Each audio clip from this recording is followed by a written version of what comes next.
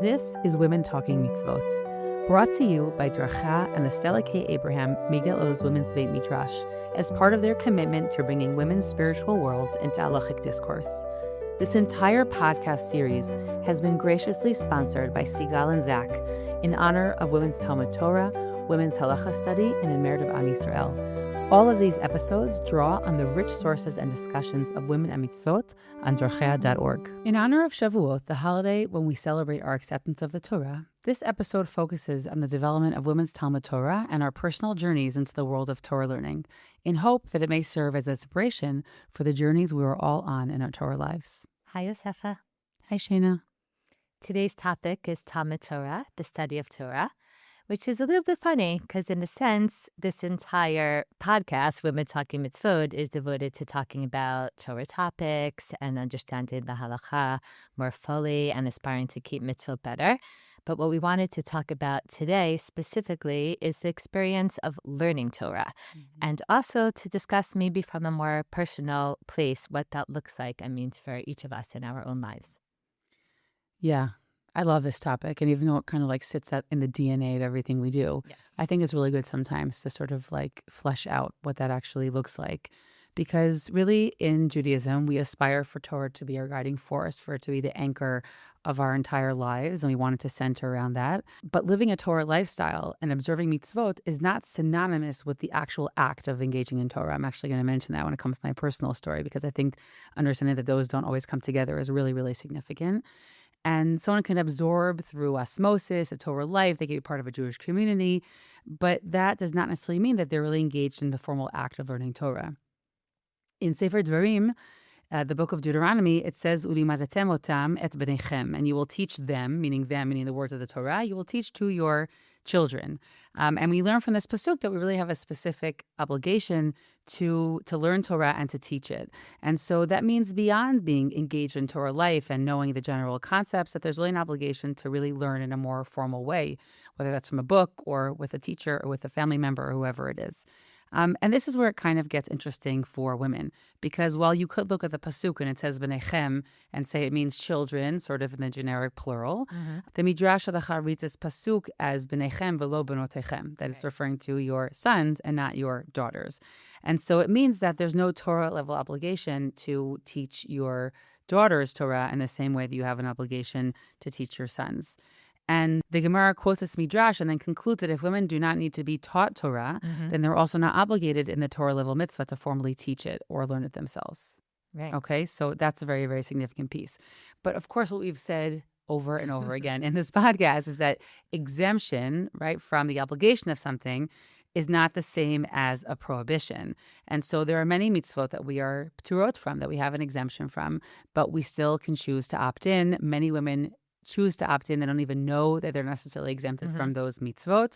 And that, of course, is like shofar, sitting in a sukkah, Asfirat Omer, which we most recently discussed. And I think it's interesting to ask why women are not always encouraged to engage in formal limud Torah in the same way that might be encouraged with other mitzvot. And what I will say is that this exemption is a very big one. Yeah. Okay, it's a really big one because Torah learning really it's like the nucleus of Jewish life.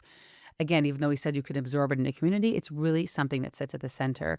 And so by women not being in there in that same level of obligation, it does have really, really big ramifications. And we'll get back to that. Right. It's also not limited to like just one holiday, like Exactly. many of these other mitzvot are. So it daily becomes obligation. very defining. So going all the way back to the Mishnah, we already see that there are different rabbinic perspectives on women's Torah study. There's one opinion, the opinion of Ben Azai, which is that a father does have an obligation to teach his daughter Torah and that her Torah study could be beneficial. But Rabbi Eliezer actually strongly disagrees, and he states that if a father teaches his daughter Torah, it's similar to teaching her tiflut. Now, we're not exactly sure what tiflut is. Some people think it's nonsense. Some people think it's something inappropriate. What's clear, though, is that he is not in favor of women learning Torah. And Rabbi Eliezer's position became the widely accepted position, which is why over the years, women were often not invited to formally study Torah text unless they were texts that were centered around topics that are very relevant to them, either fundamentals of Torah and Emunah and faith, or very practical halakha. There seems to have always been like pretty widespread consensus that women need to be taught the halachot that are relevant to them, because otherwise, how will they know what to do, right? So going back to Sefer Hasidim in Germany in the 13th century, who already writes there explicitly that fathers need to teach their daughters mitzvot and piskei halachot, such as Hilchot Shabbat. And he explains there along these lines so that no one, gets worried that it's tiflut, that tiflut maybe only applies to more in-depth study that includes trying to understand the reasons behind the mitzvot. But to teach someone the practical halakha, like straight up, that seems to have been in the consensus as something that was okay. But even that, it wasn't typically done through text. Like, as you said earlier, it was typically done through observing, watching your mother or watching your father, learning from them how to keep Shabbat, how to run a kosher kitchen, how to observe the halachot of Nida. So it really wasn't something that women were, for the most part, actively engaged in. It is important, though, to point out that throughout history, even though most women did not receive a formal Torah education for these reasons, there have always been individual women who sought out something more. Like they were motivated to engage in the text and they wanted to have those direct encounters. So the Gemara itself already tells us about Beria, the wife of Rabbi Meir, who was a Talmidat Chachamim, a real scholar of Torah. And in every generation, there were various women who found ways to learn and to be taught. And the Rambam, when he's codifying these halachot in the Mishnah Torah, he leaves room for this, because even though he writes that a father is not supposed to teach his daughter Torah along the lines of the opinion of Rabbi Eliezer, his concerns don't seem to apply to a woman who independently wants to pursue the study of Torah. He seems to not include that in his discussion. And also, very importantly, the Rambam also limits the restrictions of women's Torah learning to Torah Sheba'al Peh, to the study of the oral law, which also he never explicitly says is prohibited, but he says that's more, like what we should be concerned about. And he leaves it open for women who want to engage in a serious study of Torah Sheba'al, the written law. Before we jump ahead to modern times, I also just want to make it clear that we shouldn't have fantasies about the way that men's Torah education looked Right. throughout our history, right? We have maybe, yes, if they were going to get a few years in cheder, it would be given to the boys and not to the girls. But the vast majority of young men were not going on to learn in Kol Yeshiva. That was an elite phenomenon, and there's a lot to be said about how that became more ubiquitous. But it's not like, they spent 25 years studying and women got nothing.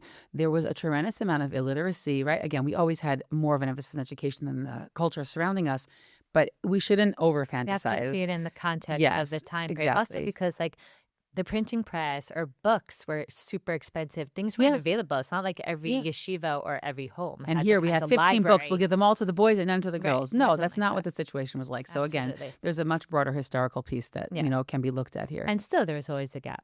Totally. Definitely a gap. The big shift in women's learning really happened in the early 20th century when a woman in Poland, Sarah Schneer, looked at the women around her and really saw them moving away from engagement with religious life. A lot of them were receiving general education in their local gymnasia, and there was a very big gap also between their engagement in the secular world and encouragement to be, citizens as post-enlightenment, citizens of the state, but they had nothing in their Torah life to sort of like balance those kind of messages.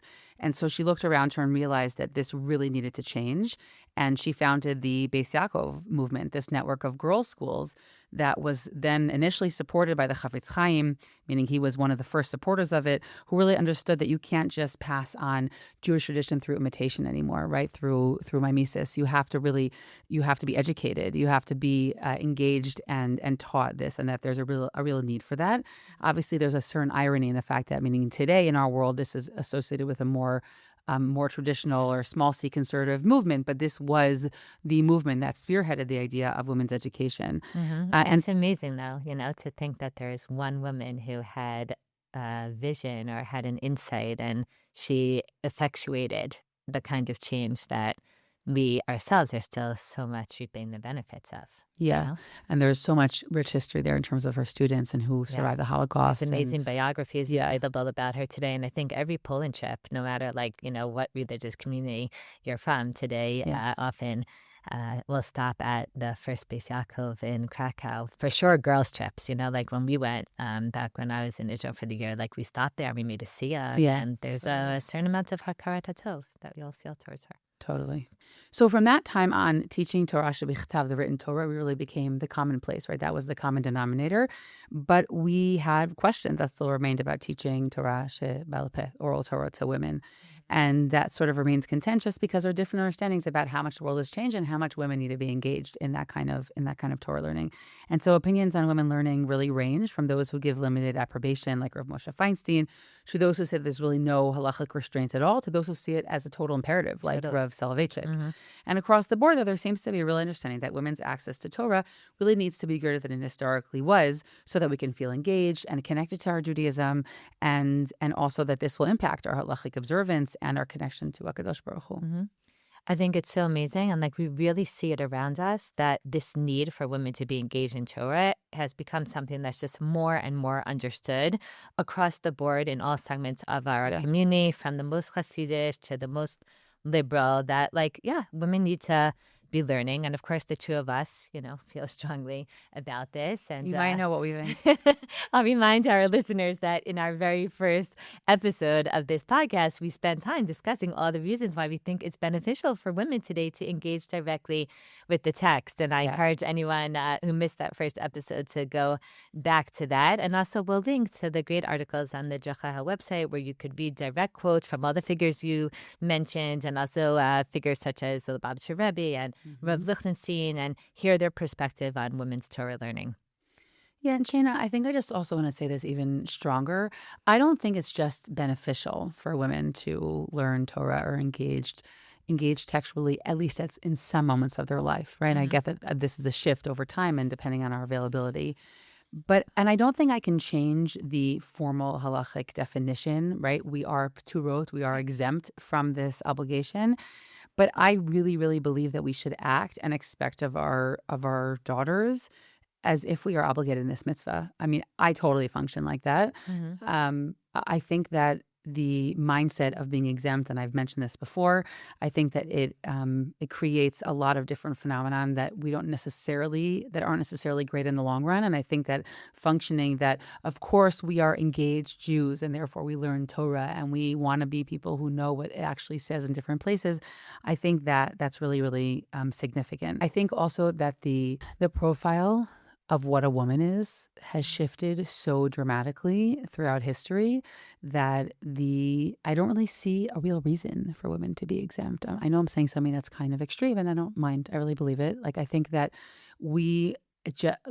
us and men are all shouldering many responsibilities at the same time, but incorporating a certain degree of limud Torah throughout our day and seeing ourselves as agents of that vis-a-vis our families and those around us, I really don't see any real fundamental reason why this shouldn't be the case for women as well. I will say that, of course, there is a conversation around the merits and demerits of being obligated in something, meaning Right. there's something lovely about choosing to do something. Right. We all know that. Yeah, we've discussed that a little Exactly. bit. But I think that when we're exempt from something so central in Judaism, I personally feel that the cons are much Yeah. bigger than the pros. Well, And I there's real think trickle-down effects. exactly it has so much impact in terms of even how we allocate funds within a community, right? What kind of projects are worth investing in? These are huge topics, and they come from this midrash halacha, right? That was said so long ago, but is still really, really impactful on our lives. So I think that piece is something that I think it's safe to say that I feel very passionate about that piece. And one other thing I'll say is that, we're going to talk a little bit about like our journeys in the world of Torah.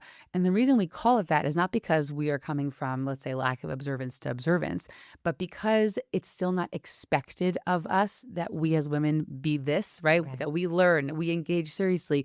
That's still the exception to the norm. So we call it, our journey into that thing because it's something unusual. But I dream of a day where that won't be the case. And, a woman's learning or in a Kollel program or whatever. And it's like, okay, right. Sababa, right? That's what women do, or that's what women do who want to choose that, right? Or in the same way that men who want to choose that. Not every man is sitting and learning, for years at a time. So I do. I wish for a day when we won't necessarily call it a journey, but it'll just be something that's when it's more culturally normative or expected. It'll just be the thing that's done. Right. And as you said, there's still sometimes a benefit when it's a journey because for the woman that chooses it, there's a certain kind of passion that comes along Yeah, when something is chosen as opposed to when it's a given. But we've discussed that before on this. And yeah, overall, I think the trickle down effects of us being exempt are huge and dramatic. I totally identify with you in terms of wanting opportunities to study Torah seriously, to be available and open to all women who are interested. And in many, many ways, I would say we've come like far when yeah, it comes to that because when you look around and you see the fact that women across the religious spectrum are learning Tanakh, oftentimes also with serious, like, commentaries with Mefarshim on high levels. And many women are studying halacha also inside, in the text. And in the modern Orthodox communities that you and I come from, many of the high schools also often serious Torah Shabbat at this point, so Mishnah and Gemara. And then many young women today go on after high school to a year of seminary or a year of midrashah, whether they're coming from around the world to Israel for Shana Baritz or Israelis who continue with their Torah learning afterwards. And then they're sitting and they're really learning, in depth, like in all different kinds of texts. And even after that year, many women today continue learning in different yeah. kinds of contexts, either informal shiurim, like the kind that you teach in Matan, or with chavrutot that they do on their own time, or sometimes even in the university setting. There's different programs. We also know that there's an array of advanced programs that are available for older women who really want to like continue studying Torah in depth and on a serious level. And like I think about all that and just, you're speaking about context before. We do have to appreciate that if our like Yeah, great grandmothers, landed totally. back into this reality, they would be like in shock that this is just like the given. And still, given all that, I still acknowledge the significant gap that you're talking about. And definitely, as we see it expressed in our communities, as you said, in Yes. terms of programming and priorities and the seriousness and the dedication with which Torah learning is approached, and also even like the standards and expectations that are the norms in our communities and the different opportunities that are available. There's still work to be done, By the way, I just as want you to pull said. back to the minion example we mentioned, so many episodes ago, Hmm. meaning when women aren't counted within that minion setting. So how much are we encouraging women to go daven in a shul? Meaning Hmm. these things have very big impact on like these regular It just came experiences. up even over this past war that we had in Israel when shuls were limited in their numbers. I Yeah. heard about shuls in mainstream Dati Leumi communities that said we could only have 30 people, 30 men. Yeah. Because they're the ones Yep. that are chayav.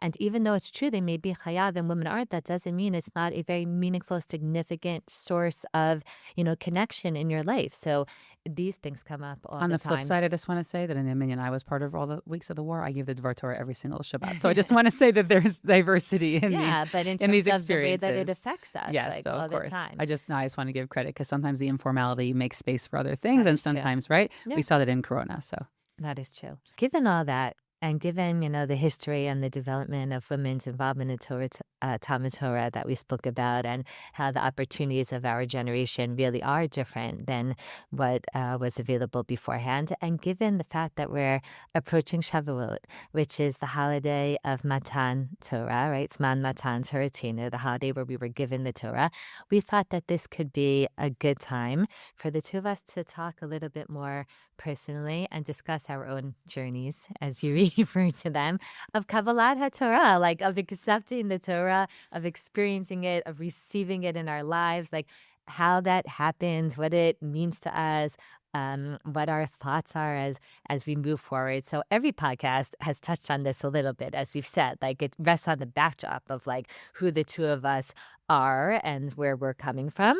But sometimes you want to just talk about something, more openly, like yeah, put it on the table in a way that hopefully also will encourage ourselves first and foremost, and also people listening to think about how we can make Talmud Torah like yeah. more and more a, central feature of our life, how we could give space to it. So I wanted to start, Yosefa, by asking you, do you remember like what it was that initially got you excited specifically about learning Torah? Because I'm sure, you were engaged in your home and in your community in other ways, but are there childhood experiences that influence like your connection to the actual learning that we've been discussing?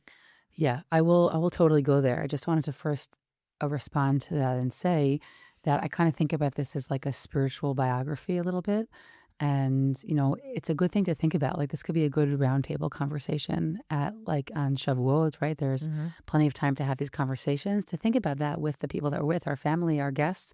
It's empowering to like put this into words Yeah, sometimes, to right? reflect. To reflect back and think about like how this developed over time. And I think that that could be an interesting exercise to do. So sure, Shayna. Let me share with you. I would say the following.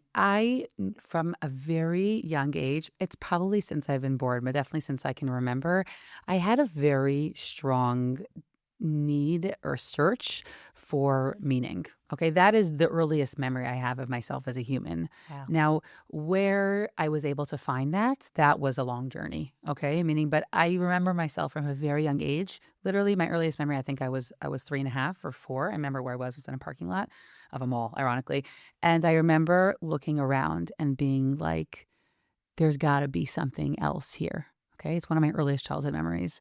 So you didn't know that about me? No.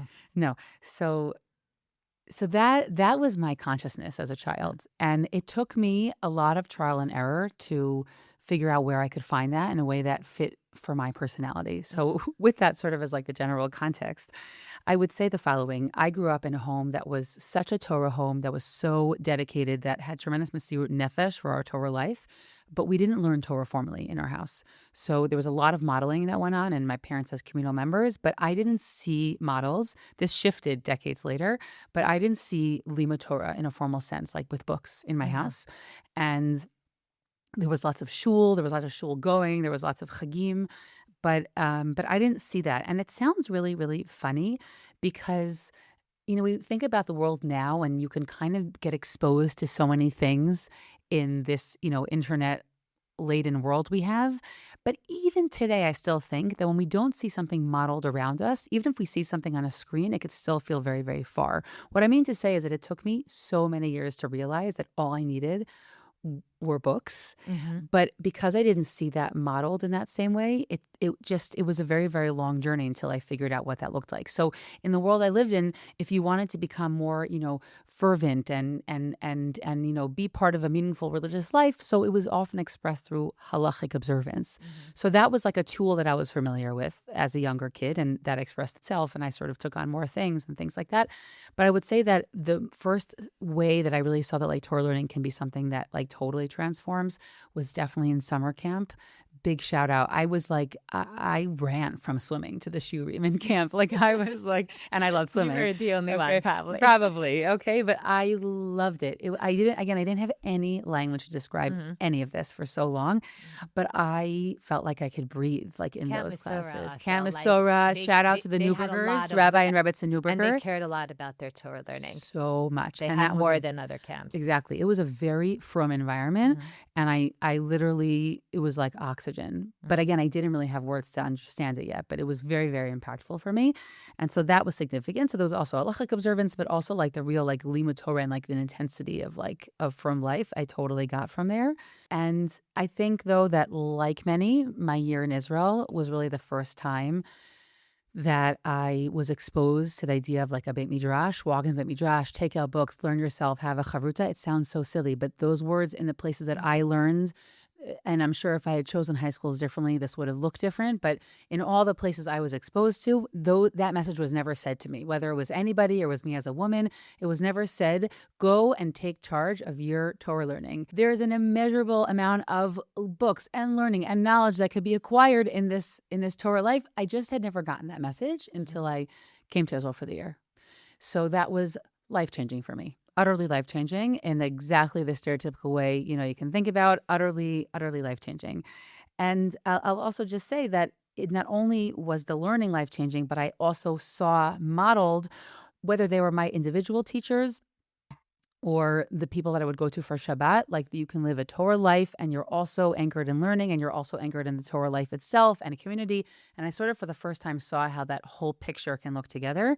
And I guess it's safe to say that I was never the same after that. Like Mhm. it totally changed my life. I just want to comment on, like, you talking about also coming to Israel for the year and discovering a world of Torah, whatever. Like, I've had multiple students who like discovered learning and discovered Yeah. svarim and books and texts and whatever when they were in Migdalus for the year.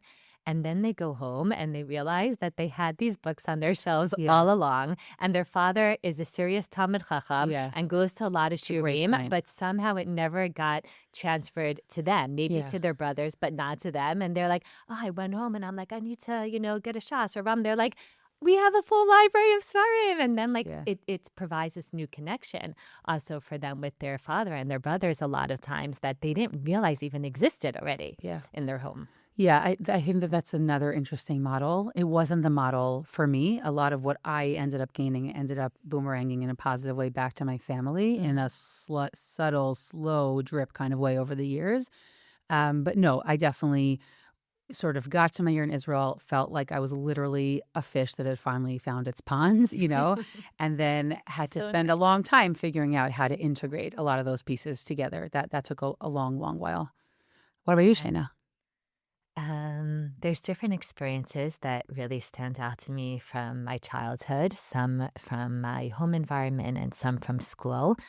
I'm the daughter of a rabbi, as you know, a rabbi and a rebbitzin, a teacher, but my earliest memories aren't connected actually to that. It's very much connected to like my living room and my Shabbos table and the fact that when my father would be in shul on Friday night and we were little girls, my mother would set up a makeshift like shul kind of in our living room and we would daven some Kabbalat Shabbat. And then she would sit and she would discuss the parsha with us in like a very real and vivid way. Like she would tell us the story. She would have the Chumash open, but we weren't like reading psukim, but it just made it come alive in a way that felt so dramatic that I even remember like in the parshot of Yosef, where I guess was a little older at that point, so I already knew the story. But my next sister was like crying when we ended Parshat Miketz because she was left in suspense. Like, is Yosef going to reveal himself, and what's going to happen with Binyamin, who's been caught with the cup in his bag? And it was just like so. I don't know. It was like kind of very much a real part of our experience. So that was with my mother. And with my father, we had these Siyam Mishnayot in shul. My father's always looking for ways to get people more invested and engaged in Torah learning. So he came up with the idea of a Siyam Mishnayot where parents, this is before like Avodu Banim and Harim Yeah. V'Yeladim and all those initiatives that now go on in different communities. But families would take on like a Mishnah, a Masechet, and they would learn it with their children. And then there would be this big night where like everyone would come together and there would be a big siyum and people would present. And I remember my father learning with me and a couple of my friends, which was like super fun. And maybe I was like fourth or fifth grade, and then teaching for the first time formally. That's like my first memory of like actually getting up and teaching Torah to this room. And then for my bat mitzvah, starting from when I was 10, I learned Sefer Chinuch with my father. So that was also very meaningful and very formative. And then in school, I think what really impacted me long term is that I went to Coed Elementary School in Asher Hebrew Academy. That was the local day school. And in sixth grade, we started learning Gemara. And it was a classroom with boys and girls. And like we just learned together. And nowhere in my experience did I even know that what we were doing It was was considered unusual. Yeah. unusual, progressive, until I went to Camp Sternberg that summer. And my friends there were like, what? You learn Gemara? And I remember these long back and forth letters with my parents where they were like explaining to me why it's okay. But it was just part of my life. And Let's just nod for a moment to letter writing, yeah. an art that has died. Yeah, I got these like 6-page letters from Yeah. my parents, like giving me all the, explanations for why I'm a legitimate Jew. Yeah, but I remember in eighth grade being up all night on Shavuot night doing Chazara for our big Gemara final. And like I was the one teaching the Gemara to my classmates, including like the boys in the class. And it was just like normal. It was Mhm. natural. So Yeah. that definitely made, a big imprint on me. And then in 10th grade, I had this amazing halakha class with Mrs. Ora Penn, where it was the first time that I'd really learned halakha, like from the pasuk down to the halakha l'maaseh, like Mhm. the pasuk, and then the Mishnah, and the midrashim, the Mishnah, the Gemara, and then like the poskim, and I loved it. I think because we've spoken here before, like I love systems, I love order, I love the framework, and I don't know, it just made me really, really, really excited. And that also, like the Gemara and the Halacha, became like mainstays in terms of my early years of learning. Like when I went to GPATs, I was in the first class of the graduate program for advanced Semitic studies at Stern, and it was just this feeling of like, wow, you discussed before like a pond, but for me it was like this Yam Shel Torah, like wow, there's this ocean of Torah learning, and like the more you learn, the more you realize you don't know, and like there's so much that you could keep swimming in. And it was a big part of why I decided to do the Yoetza program. And I really enjoyed learning Gemara and halacha. And to this day, it's still what I love to teach. Like I teach halacha in Migdaluz, and I think I love it for two reasons. Like I love the development of the system, and I love engaging students in that, like showing them how like the things that maybe they do in their life or they've heard of, like this is where it came from, this is how it developed, and these are the different opinions. And I also love that it's real, like it has a real connection to our day to day. So whether it's teaching couples before a wedding or it's this podcast, it's like Hmm. how do we make halacha real and relevant in our life? And I realized a lot of times that in teaching, I like the rigor, but I also look for connections. Like I want Torah to be a Torah Chaim that's Yeah. relevant and that's Yeah. meaningful. And it's so special and moving to me. Like when I meet Bogrut years later, who are like, I remember this thing, that we said, like, we learned Nida and Migdaluz. They were 18 years old, but like they're married now and they like remember something or like a development of the halacha that they didn't necessarily learn in their kalakas, but they learned then, or something that we did in Nashim B'Tanach that now they were listening to the parsha and it came back to them. Like those kinds of things are very special because Torah is something that's supposed to be alive and Yeah. real Totally. for us. What made you go into teaching? Because for me, like it was this, but what about Yeah. you? No, I think it was a lot less organic for me. It was a much longer process. For many, many years, I thought I would be a physician, like all good Jewish kids. I thought I'd be a physician, and I realized very quickly after a little bit of pre-med in college that I had no interest in sitting in science classes for the next decade of my life. And that really what I wanted in medicine was this idea of kind of like being involved in knowledge, but in the context of a relationship. Like I wanted that sense of, or at least what I guess, isn't that beautiful? That's what I thought that medicine was in my childhood, because that's not necessarily at all how it feels. But meaning being in this sort of relationship where you can help somebody discover something, and that's what I really wanted. But from that understanding, when I was 20-ish, to becoming a teacher of Torah, there was a very, very long, I'm going to use the word journey again, that took place. I really spent many, many years learning in different batei midrash, more academic, less academic. I started teaching in the Beit Midrash of Matan after I'd been a student there when I was about 24. I've been there ever since. But even through all that time, so I taught, a class or two every year, but it was still a very long development. And I'll explain to you why. I don't really like standing up in front of a room. I have a funny relationship with my profession. And so throughout the years, I always was trying to combine until I was like 34. I was really combining serious learning with the work I was doing. And it took a long time for me to figure out how I could turn this into a career that I would enjoy those Mm. pieces. So I always was trying to sort of figure that out. And I would say that once I sort of made it into Migdal Oz, we moved to Gush Etzion and I started working there.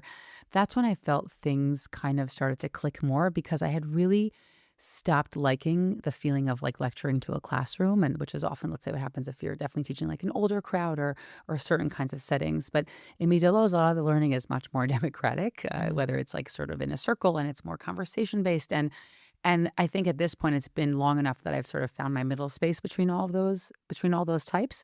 But I would sort of also say that the world's lack of attention span sort of fit well with my lack of interest in standing up for more than 40 minutes in front of a room. No, I say that seriously. And so like all those things kind of took a long time to come together for me to have a teaching life that's a combination, because I really love facilitating learning and making source sheets and being in a Beit Midrash. And I still always will love that setting more. I don't, and obviously I think that there's room and there's importance in being up in front of a classroom and you being the teacher, because that information still needs to be given over. But I really don't like when that's the bulk of my week. I don't enjoy it. It stresses me out a lot. That part sort of took time to figure out. And I would say that also, obviously, podcasting became a huge piece of this. This is already now 6 years because I got to combine all of my favorite things, meaning I got to sit in an intimate conversation with someone and be in a feeling of like a recorded chavruta, Hmm. essentially. But it also has the tremendous added benefit that other people could be hearing it and it could move them and it could touch them. But I don't have to feel embarrassed by standing up in front of a very big room. So for me, it kind of was like a win-win on all levels. And which is why it's something that I've continually pursued because I just feel much more comfortable in the medium. Now, I just want to also say that if you see me up in front of a room of 200 people, you can't tell that I'm uncomfortable, meaning it doesn't come through. I can do the thing that I need to Yes, do, and you're quite good at it. but it's still not my preferred method of meeting people. I really, really value that intimacy that you can have, whether it's in a more circle kind of learning or in a one-on-one Mhm. situation. So I've always sort of tried to balance those two pieces, and it took time to figure out how to put that all together into you know, a parnasa, Yeah. essentially. I'm curious to hear, like, first of all, who were the major influences in your life when it Yeah. comes to Torah learning? Like, were there figures, mentors, teachers, rabbis, whatever? And now that you said this, like, were there mentors of yours that modeled this kind of teaching, where it was more intimate as opposed to more formal? Okay, so I think that's a really interesting question because I grew up with hierarchy. Like, I grew up with there's Yes, the instructor we're in front of the children of room. the '80s. Exactly. That's how I grew up, and I loved it. I am like you and I both were like the dream student. Like, let's just like drink it up. Again, all of us know that in today's world, that's like a much more complex piece, but I absolutely loved it. Now, that being said, I don't think that I necessarily had people who model that in their Torah teaching. But as I would said, I think the environment in a place like Migdalo's showed me other versions. And I do feel like there's been people who have taught me so much about what it means to listen to people. And that is a skill that I've taken into these more democratic teaching Mm. places. They're totally acquired skills. I did not grow up being taught how to listen and be empathic. That was also not the common currency in the 80s and 90s and the early 2000s. So those are all acquired skills, and there definitely are people who have modeled that for me, whether they realized it or not. But in terms of actual Torah mentors, so I would say that, look, Shayna, I'm an autodidact in general. Like, I love to learn so many different things, and I've been listening to podcasts before I had a name, before it was Yeah. called a podcast. You know what I'm saying? And I've constantly been I love being exposed to different things and really trying to observe deeply around me. And so in every field that I love and want to, I don't know, you can say excel in or be a part of, I always seek out people who I think are just have so much wisdom in that. So that's definitely a very central feature of it. As I would say that, there was a little bit of that camp importance, but I would say that starting in seminary, so I definitely could throw out names. I'm perfectly comfortable doing that.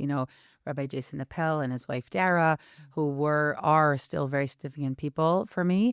I'm like astounded at the amount of hours that he put into learning with me. Like, I'm like Right. embarrassed thinking When about it you're an adult afterward. and you have kids, you look back at, like, some of your Yeah, teachers and you're like, "How did they, like, yeah, give me so much time?" totally.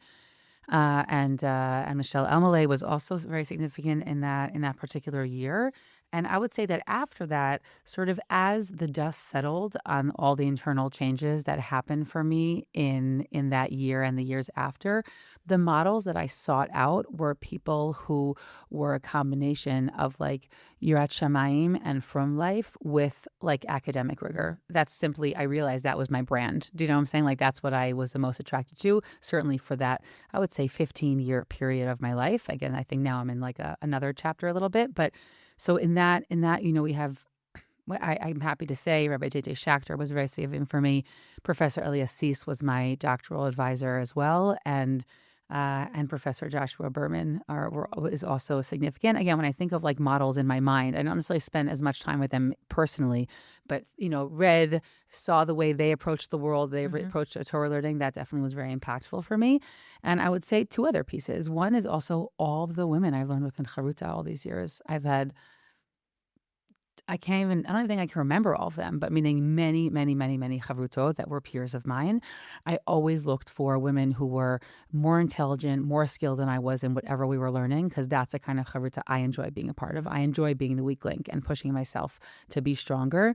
And so, I'll even just a special shout out to Rabbanit Rachel Weber Leshaw, who's been my chavruta for the past 4.5 years, every single Sunday. And like, these are people who are What a do you learn staple of with my her? life. We always well, we started off doing like funky responsa, but Hmm. then we quickly moved into halacha biyun. So we're both yotzot halacha, and we wanted to slowly, slowly go through all of basically what we would say is smicha. So we've done hilchot avelut, we've done hilchot tefillah. Now we're doing hilchot giur, just for the Hmm. sake of a change. So Amazing. that's just a really significant part of my life. And the last thing I would say, and then I really want to hear who your people are, is that there are also some parshanim, like some commentators, because I spend so much of my time teaching Tanakh, Hmm. that I feel they're my teachers. Meaning, Hmm. I spend so many hours with, Radatz Hoffman, going back a few hundred years, a Barbanel, Shadal. I have a particular Kasuto, I have a particular love for the moderns, for like the post 1800s, because their sensibilities are sort more akin to mine, and there's a lot of different reasons for that. They kind of write with a beginning, middle, and ends because they know about modern writing. So they're huge teachers of mine. They're so significant in my mind and my heart when I approach any text that I'm It's so teaching. beautiful. It's like the Rav Soloveitchik piece where he Yeah, talks about sitting in a room with the yeah, the Rambam and the Rambam and the Rishonim. Rishonim. Yeah, And I think we totally. could actually imagine the teachers that are behind these books, Yeah, and I as open any people. text and I'm like, okay, so what does Radat Hoffman have to say? Like that's like my first thought is, what does he have to say? How does he frame this? What's his introduction?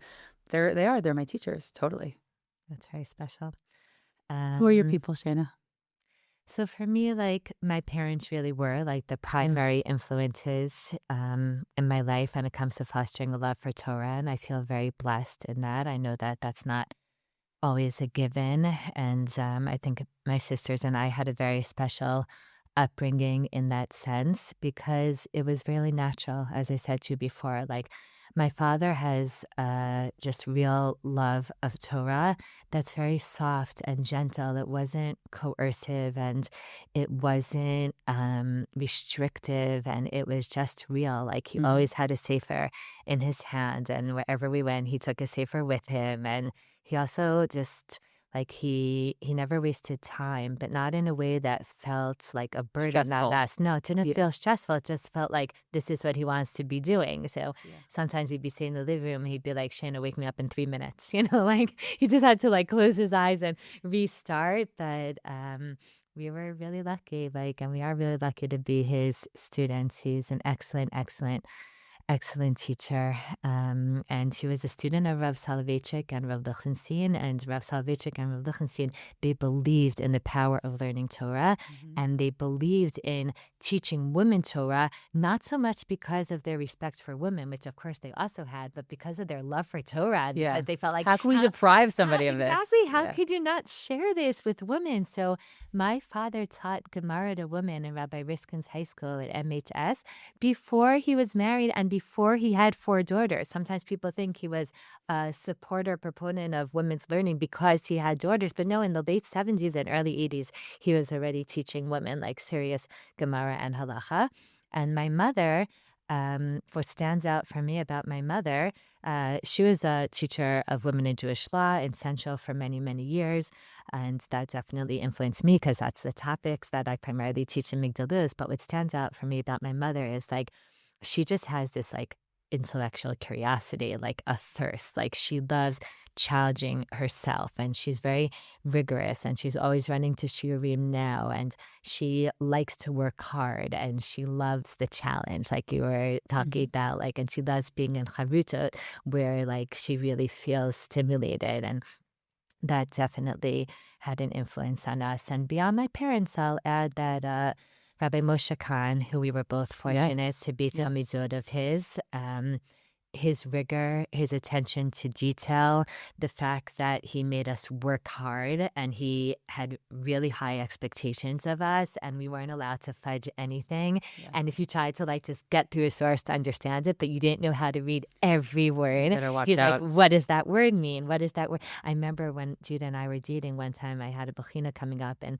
I asked him to like go over something with me and he's like, whoa, like, he's like, this is just, it's a very unique style of learning that's different, I think, than what a lot of men are exposed to Yeah. in yeshivot. And that really, really, really pushed me because I've said before on this podcast, I'm like a get it done kind of person. So Yeah. that really pushed me to slow down and to give something time and to give it the respect that it deserves.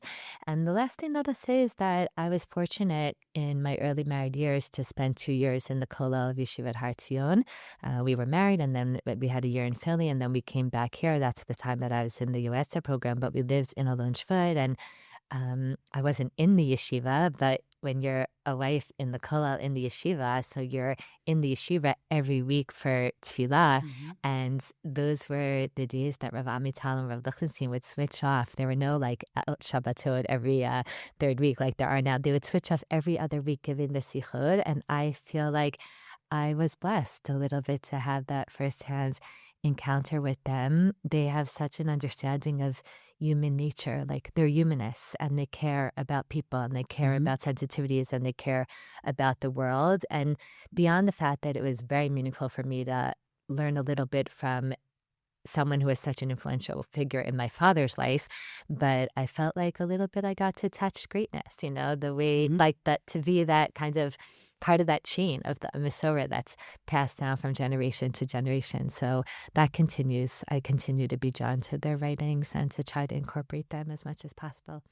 By the way, just to My interject teaching. in your memory, is I just want to say something that was I only afterward reflected on how meaningful it was with Rabbi Khan. I wrote this after he passed away, is that the fact that he was doing this and teaching women was never mentioned, meaning there was no special attention given to the fact that we were women. We talk about the soft bigotry of low expectations. Totally. It was so absent from what we were doing. The expectations were super high. And he never gave the feeling that like we're second best or he Nothing. wishes he was teaching in a real yeshiva, Mamash, but no. he's teaching women. And he literally changed a generation of women. And I think that I love that shita of ignoring. I know that we dafka we give a lot of attention to things. And I think there's importance to that as well, meaning of highlighting and becoming aware of the way these things land for women, etc.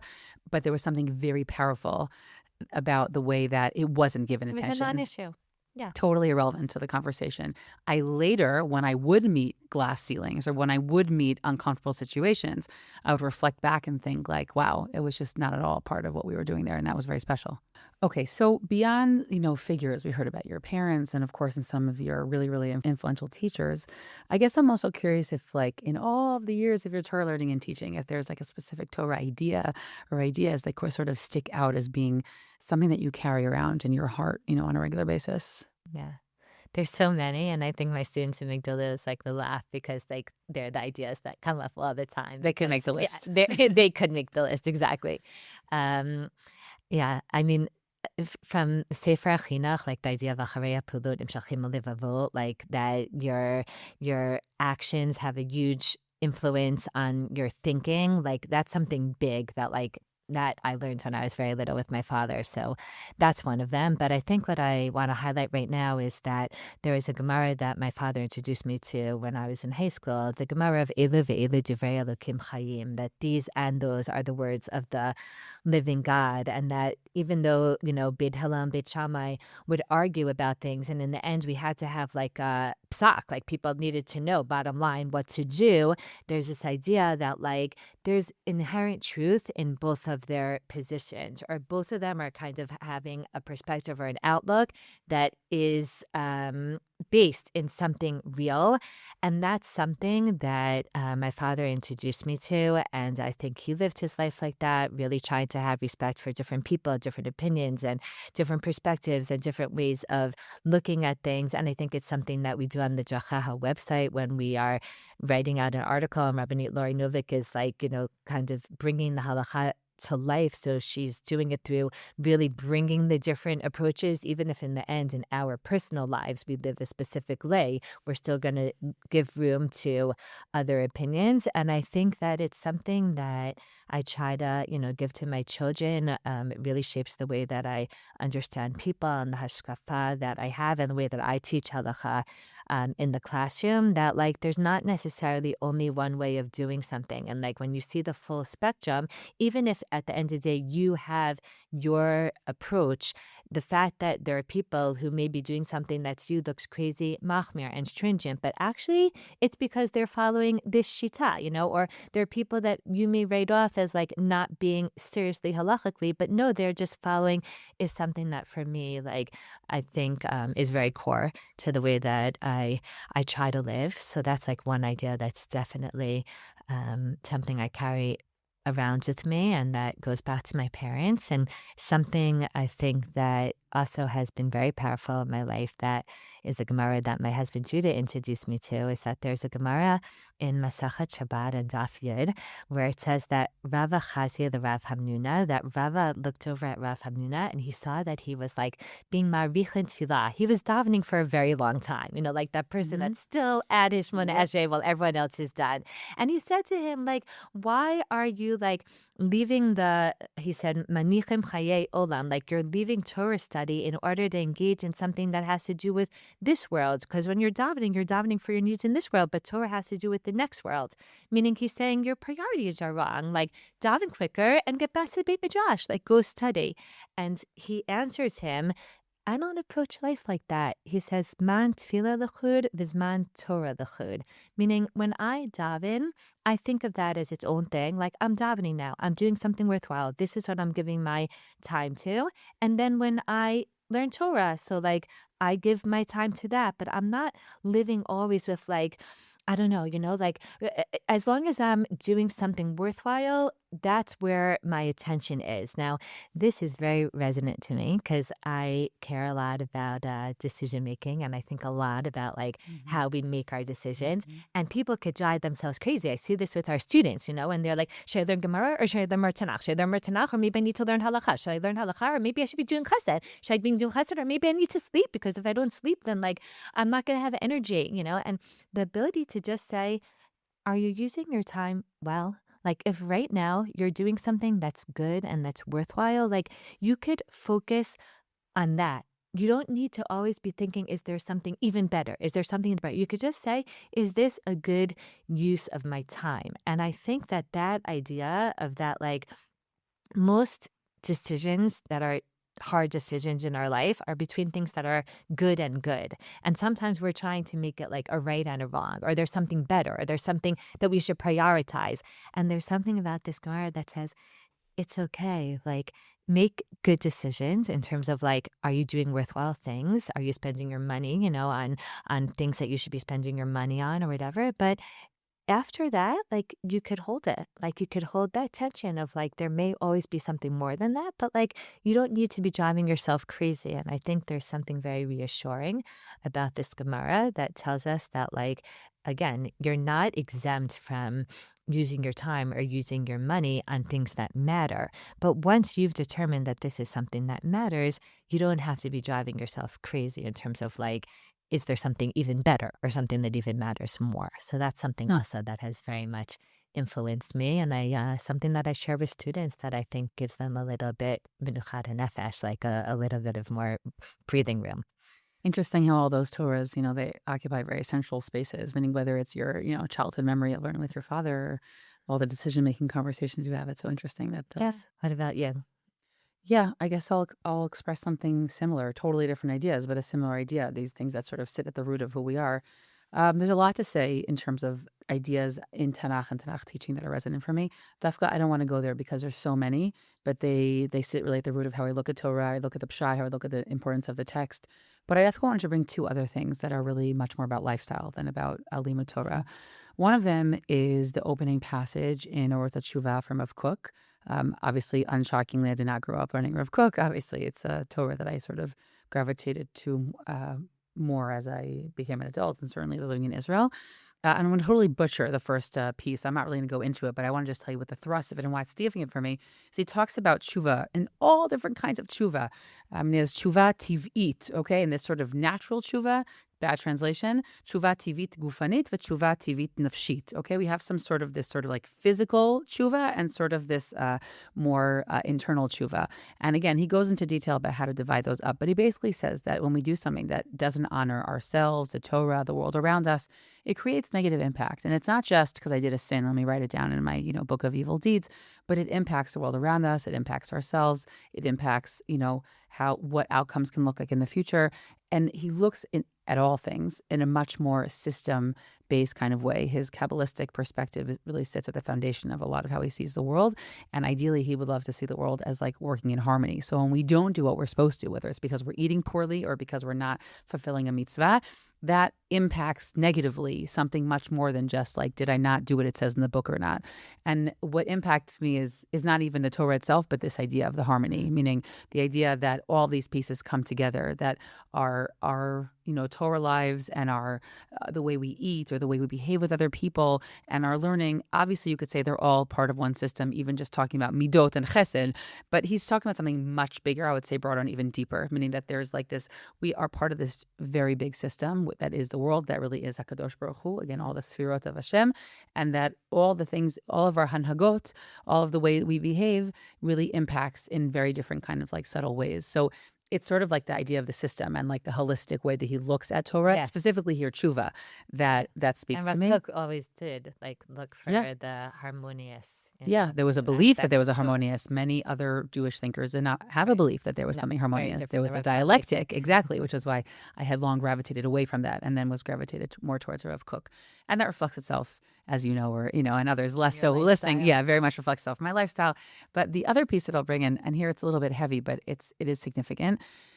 I think that, many of us go through hard times at different moments of our life, and it causes us to look for new things or seek new sources, or sometimes we sort of don't feel ourselves comforted by the things we used to be comforted by. And so something that really sticks out for me is a passage in the third section of the Moreh Nevuchim, where the Rambam talks about evil. And he says, you have to be careful not to attribute too many things to God, meaning God isn't responsible for all of these bad things in the world. And he says that, God forbid, a child or a person can come out with some sort of deformity because they're made of matter, meaning that's not necessarily God's doing. It's because they're made of matter. And then he says, and there's a whole other category of evil in the world, is the evil that people do to one another, right? They have wars and they hurt each other and they, God forbid, can kill each other. And he says, and there's this third category, which is all the evils that we do to ourselves, right? When we damage our body by not eating well or not take care of ourselves.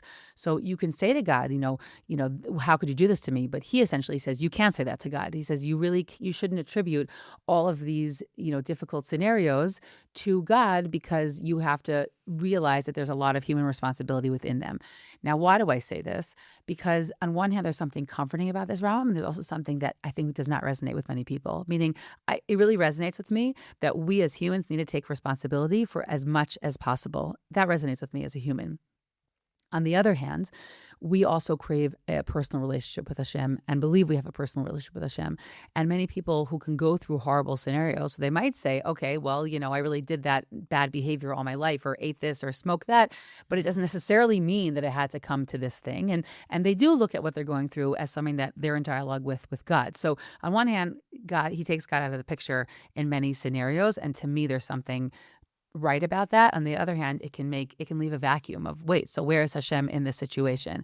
And so I'm only bringing that up because for me, it's been significant in many regards. Again, like that human responsibility, or, something really bad happens and, I think we should, I know it's important for me to not attribute too much of it, that it's like a punishment, so to speak, or something from Hashem, but that there's some sort of cosmic relationship between how much I can cause something and how much, God allows it to be. But it also leaves me with a tension. I'm not exactly sure where the boundary is between those pieces. And that's a tension in emunah that for me exists for me very powerfully, and reflects in that sense of like how much ishtalut to put into different things. And so on one hand, there's something that's comforting to me about that, because it takes sort of like the theological weight out of multiple scenarios. On the other hand, it still leaves me with this question. So what do I do with that, right? So what do I do with that? How do I approach HaKadosh Baruch Hu when these really hard things happen? So I'm not bringing that because it's a fully formed thought, but it's because something that I probably think about probably every day or every other day in terms of how to approach that, where God's part ends and where my part begins and vice Totally. versa. Like, meaning that is one of the biggest questions that we face Yeah. in our day-to-day lives, outside of the question of evil, right? Yeah. And difficult things, but just how much effort do we put into things, and when do we say, and all this emphasis today on like amuna and what does amuna mean, and where's Yeah. personal responsibility in that, and are things just supposed to be whatever they are, or do we effectuate?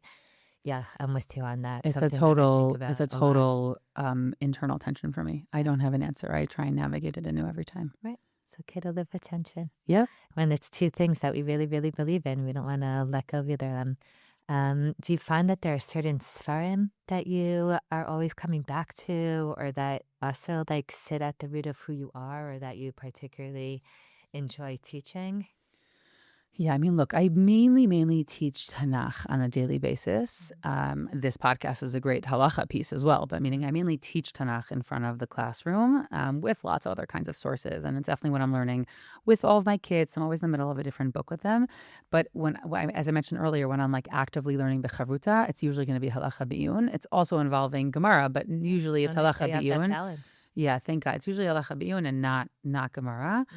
And I really, really believe that also as a teacher. I believe that I am a much better teacher if I'm actively learning something that has nothing to do with what I'm teaching, meaning because that blurred boundary between like class prep and learning. So I don't enjoy it the same way that I enjoy just a chavruta that like doesn't have any strings attached. So to me, having those pieces is significant. I will say though that like I'm really not a repeater. I'm always looking for new challenges, new books, and when I really, really want to know something, so I'll try and find a way to teach it so that I can like kind of solidify it more.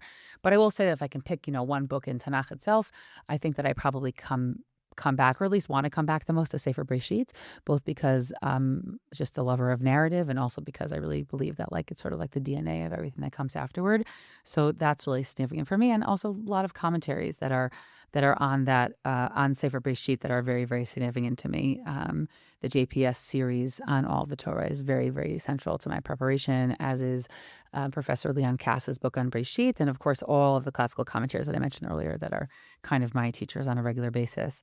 And I would also just say that I really always try and be learning Mishnah. It used to be daily, hasn't been daily for a long, long time. So it's sort of a Shabbat thing. It's like the book that I carry around with me on Shabbat. And in general, I also just quote Ravanit Tirza Kelman, where she has this nice little post she once put on Facebook about that, like she's not great at having like daily regimented learning, but that she always likes to have a bookmark in a book. So that's my life approach. I always have a bookmark in a novel, which they're very dangerous for me, so I can only read them once in a while, otherwise I get totally lost. But I always like to have a bookmark in some sort of like machshava kind of book, because to think anew when you have 15 minutes to learn what you're going to do, by the time you've thought of something, the time has passed. So like I always just like to have something that's like it's there, it's the thing I'm in the middle of, so that like I can go to that thing when I have that time. 2 weeks, a month, 6 weeks could have passed since the last time I had time. But I don't like to have to think every time I do. It's just like, oh, that's what I'm in the middle of. I like that quote from Tirza Kelman, Yeah. because I know her from our time together in the Yoeta program. Yeah. That I guess is very reassuring for me, because something that has been surprising for me, or maybe I'll call it a challenge, I don't know, is that my own personal learning, which when I started out teaching, I was doing a lot of learning because I was teaching Tanakh and I was teaching Halakha and I was teaching Gemara, and I just had to be learning new things all the time and preparing them. And I felt like I was always like in the books and always gaining these new insights and new ideas. And as time has gone on, that hasn't been the case so much. First of all, I am teaching more or less the same shiurim every year. So even though you would think that would be boring, and I've been teaching like the women in halacha topics for over 20 years, I do find that, and this is the amazing part of Torah, that there's always chidushim, like either Yeah. because of students' comments or because new works come out Hmm. and new ideas and new insights and new svarim. So on the one hand, there's like this core that's the same, and on the other hand, like it's always evolving and changing. And also the way you teach it, like the way you talk about some of these topics, Every time it's relationships and different. dress is so different than it Every was time. 20 years ago, because Yeah. also the world has changed and it's a different generation and our students are different. Um, but what it means for me, and this is really interesting, I've been thinking about this more and more lately, is that the the career that I ended up pursuing, or like, I don't know, falling into pursuing, I don't know what it is exactly, is one that's much more relationship based Yeah. than maybe I imagined in my early years when I thought I was going to be teaching like hardcore Gemara. Now, I'm not surprised because I love talking to people, but I do find that most of my time these days is talking to either Bogrod alumni, like over many, many years of teaching, or talking to couples that I taught. And what that means is that what I find myself gravitating towards is more like um, books that deal with those bigger underlying like real life issues, like Hmm. Rabbi Sacks's book, like just opened up A Letter in the Scroll, or I'm a big fan of The Great Partnership, things that, or Rabbi Mital's books, the Parsha or Ana Machshava, Rav Lichtenstein, um, and on the one hand, like, it's wonderful. I feel like I've grown, Mital Midayim Yoter Mikalam. I've grown so much from the interaction with these students.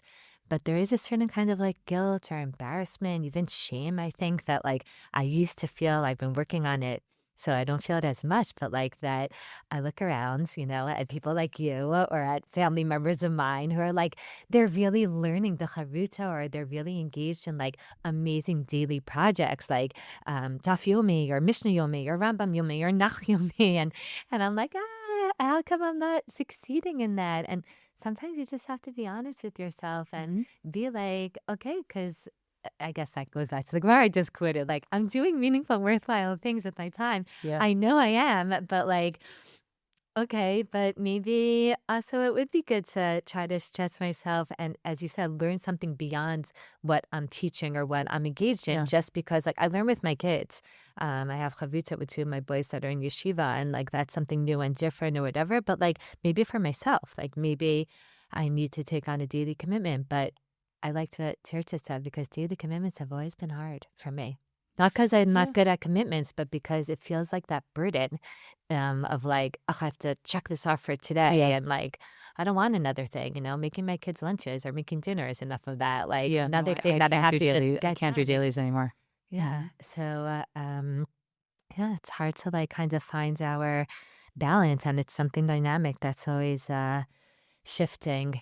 How do you do it? Like, do you have tips for how to incorporate Torah learning like into your daily life, especially for people who are busy or for people who are not teaching Torah as a Yeah. career? Like anything that you find helpful? Yeah, totally. First of all, I just want to say that the teaching Torah as a career to me is like a sidebar in this piece. Meaning, I think that this is a muscle that we train, and that when we become independent learners, like when we have an ability to open up a book, right, and learn on our own, and that holds us and anchors us, and we don't need someone else to like Hmm. feed it to us necessarily. And Like, you could go and back you know to you it. can go back to it. Like that's a muscle that we can train, and it's good to train it when we're young. Not everyone has that ability or that gift to be able to do when they're younger, right? But it's something that we can train, and we can always come back to it, and we can strengthen it. And if we know we did it then, we know we can also manage to do it in the future. And I think that that is really, really significant. So whether that's going to be because, yes, for some people, they are great with the daily learning. They do want the 10 minutes of, the Mishnah or the Daf Yomi Shir or whatever it is. Like for some people, the daily bite is excellent for them. I think that's also significant. There are also some people for whom a set shear every week, right? Whether they want someone, yes, they don't have that energy right now. They want someone to give them something every week. And that's an amazing commitment. I see people learning every Shabbat in my neighborhood, the 9 to 9 and all the different things that they're doing. And there's like a set, machshava, Yeah. Nach chabura. Yomi has become huge for women. Nachiyomi is really, really big. Like these are great things, whether it's because you're reading something regularly or because you're listening to something regularly or you're going to something regularly. Mhm. Different people thrive with different mediums. And this also shifts throughout the lifespan. What was good when we were 20 or 25 is not the same thing as when we're 40. And I think that also being sensitive to like when our needs have shifted is a really important piece, Like Yeah. as I said, there were years where I lived with like the guilt of like, oh, it's so hard to learn a few missions every day. Apparently it is for me. Do you know what I'm saying? Apparently it really, really is for me to do that and show up for myself.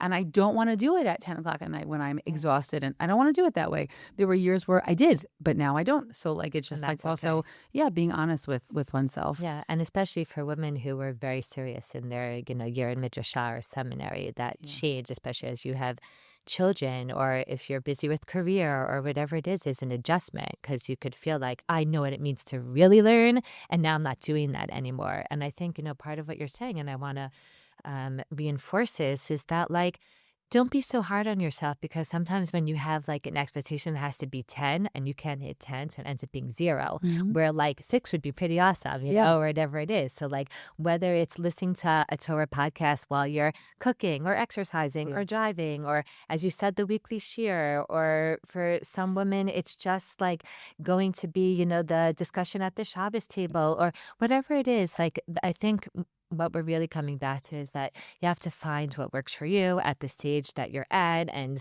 if it is going to be a daily commitment, so that's wonderful. But if you find that that's overwhelming for you, then don't make yourself feel like, if I can't do that, then there are no other options.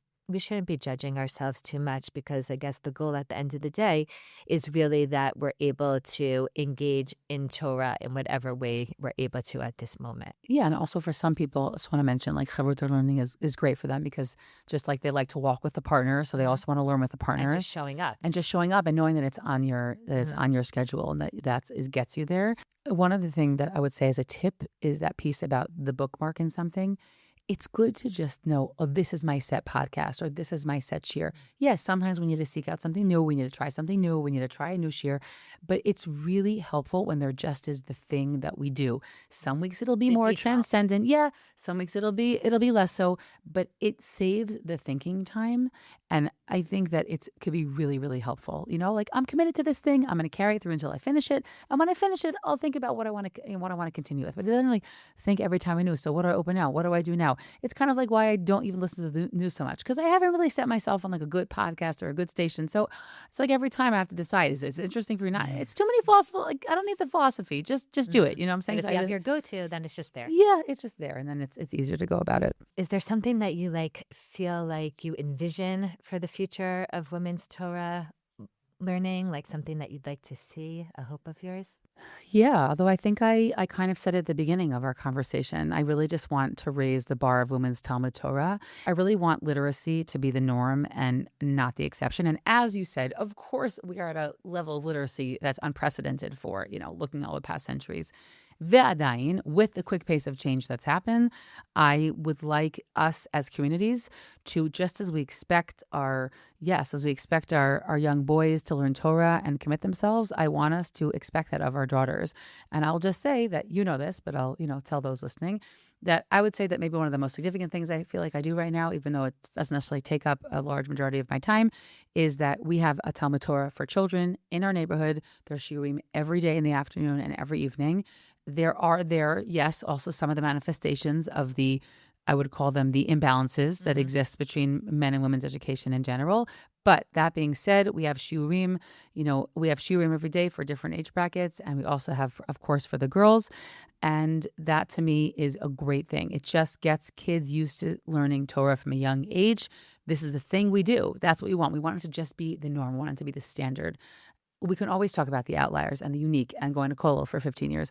But I just want to raise the bar on the standard of women's Talmud Torah. Yeah, I think along those same lines, I want girls from a young age to feel like they have a chelek, like they Mhm. have a portion, that Torah is just as much a part of their lives as it is any other, Jewish person, and that it's meaningful and it's real for them, and that the doors are open for them, and that like they are also allowed to be, on this playing field, and that it belongs to them just as much. So that's something not even in terms of like what's available, but just in terms of the feeling that we give over Mhm. to our girls and to women. And another thing that I'll mention is in terms of like what I hope for is that I really want women and their Torah to continue to be more and more a part of the communal Torah conversation.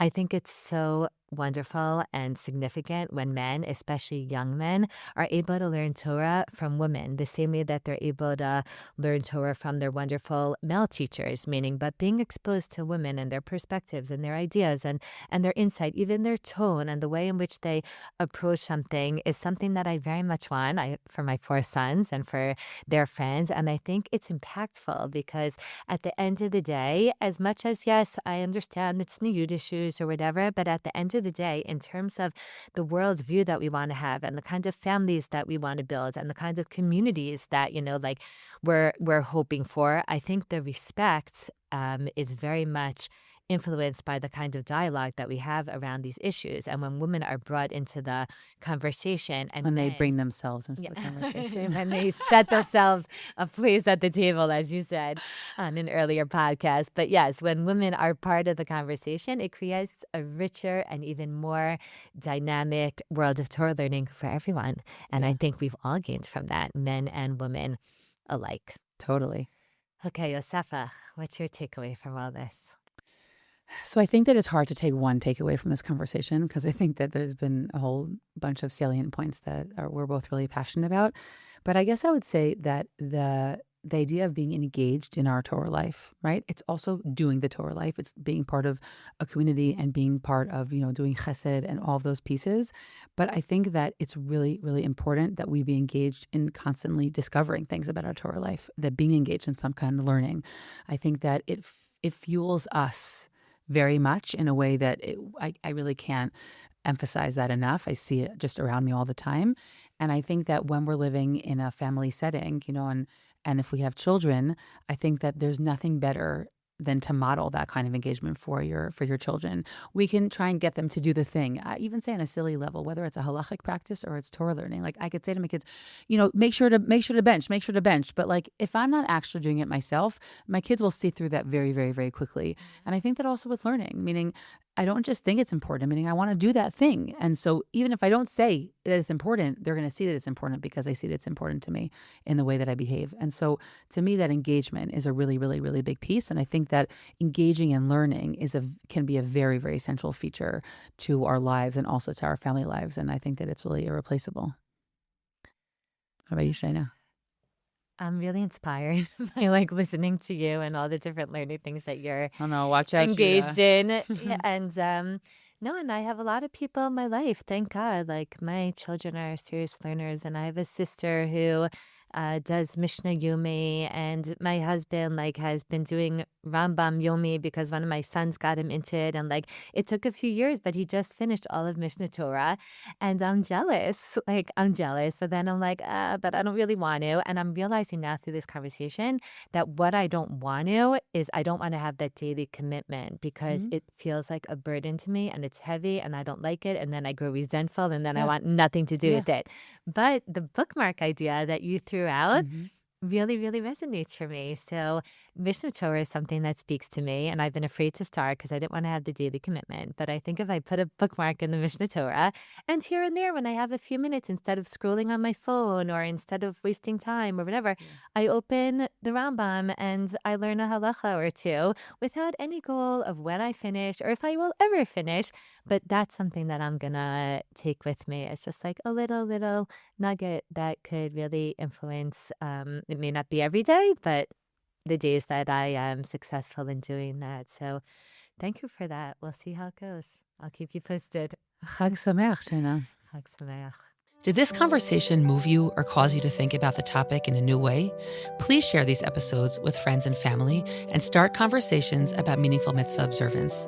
Make sure to check out the show notes for links on how this topic is discussed on Deracheha.org. Contact us with thoughts and questions at womentalkingmitzvot@gmail.com. Looking forward to our next conversation.